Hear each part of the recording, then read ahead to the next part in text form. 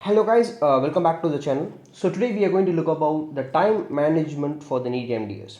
That is, how long you can take for a particular MCQ to answer in order to complete all the MCQs in time. So if you look at the previous year questions, for example the 2018, 2019 question papers, there are more of one-liners. So you have ample amount of time, and the students who wrote those examinations, they didn't face any difficulty regarding the time management. But if you look at the 2020 question paper, it is an eye opener.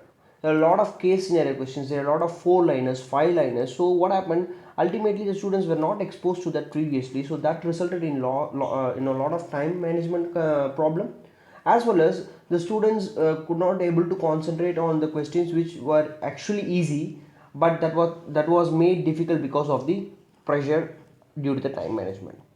Now, if you look at the pattern of the NEET, it is usually 240 MCQs as I shown here.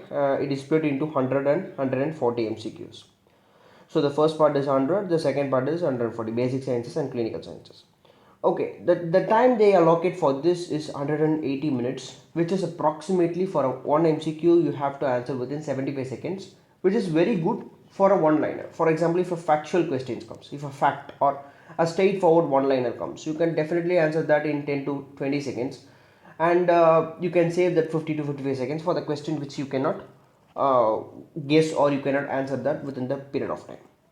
Okay, now if my prediction is not wrong, you are going to get four types of pattern questions, that is one liners, case scenarios, image based questions and others. So for a one liner, definitely you will get at least under one liners. Okay, so if I put 30 seconds for one liner, I can finish that 100 one liners in 50 minutes. And case scenario, I put around 50 to 60 case scenario questions. I have allotted 1 minute for that question, which is 50 to 60 minutes, that is 1 hour.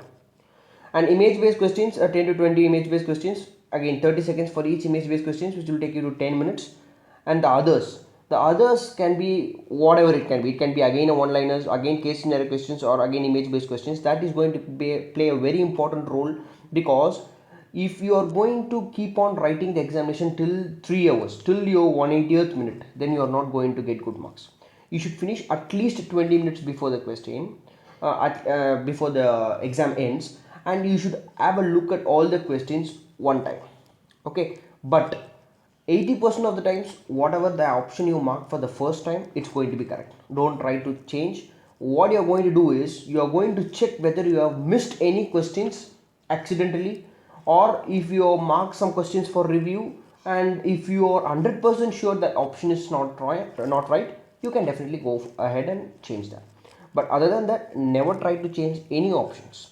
So by this way, if you do, you can finish all the 240 MCQs in 20 minutes before the exam. That is, you can finish that in 2 hour 40 minutes. Okay, so the remaining 20 minutes you have to look at all the questions one more time. Okay, now if you look at this, for example, if you take a look at this one liner, this is a simple question. If you have read decently enough, you have revised 2 to 3 times, you have read the regular guides, your previous year question papers, and a superficial smart textbook reading, and you have revised that 3 to 4 times or 2 to 3 times, you can answer this question within 10 to 15 seconds for sure. So in gingivitis, radiographic changes, you are not going to see any radiographic changes in gingivitis, so this is going to be normal pattern, just 10 to 15 seconds. So let us look at another case scenario question. Okay, so this is another case scenario question where a child comes to the clinic with a no history of tooth extraction.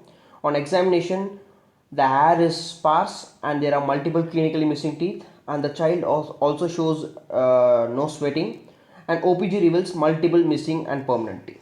Again, most of the people would have guessed the answer by now, and this is a type of a case scenario question, which is a easy type of a case scenario question, but also it will take around 25 to 30 seconds for you to actually come to an answer. So you can able to see the hair sparse, which is nothing but hypotrichosis, and multiple missing teeth, hypodontia, and the child is not having any sweat, so hypohidrosis. So and you have multiple missing teeth, so that is a classic of ectodermal dysplasia. Now I will give you another case scenario question which is slightly on the tougher side, and you just take a screenshot of it, just read about that. If you don't know about that question, no problem. You just read about acute leukemias or leukemia in general and try to answer this question, and I will post the answer after a few hours, and you just guess, or you just try to calculate yourself by how long it takes for you to actually solve these kind of questions. This is 10 liners, right? These kind of questions are you very rarely going to get asked. So if you practice these kind of questions, then you can definitely answer 4 liners or 5 liners quite comfortably. So the reason why I'm saying you to read more of case scenario questions is, say for example, I am writing an examination of 240 MCQs where I am getting more case scenario questions in the first 200 questions. I get fed up. I spend a lot of time in the first 200 questions, but the actual thing is the 200 to 240 questions, the 40 last 40 questions. That is where I know a lot of questions, because that is where the question paper is going to be easy. For example, that is where the question paper is going to be easy. There are a lot of easy questions, there are a lot of easy one liners, but because of the first 200 questions, because of the more amount of time that I spent during the first 200 questions, I may not be able to concentrate on the last 40 questions. But that is where actually I can top the country, or at least I can get a very decent rank. So you have to focus on each and every question like the first question you read. Okay, never think that the last 40 questions, they are always going to be tough. Never lose your energy.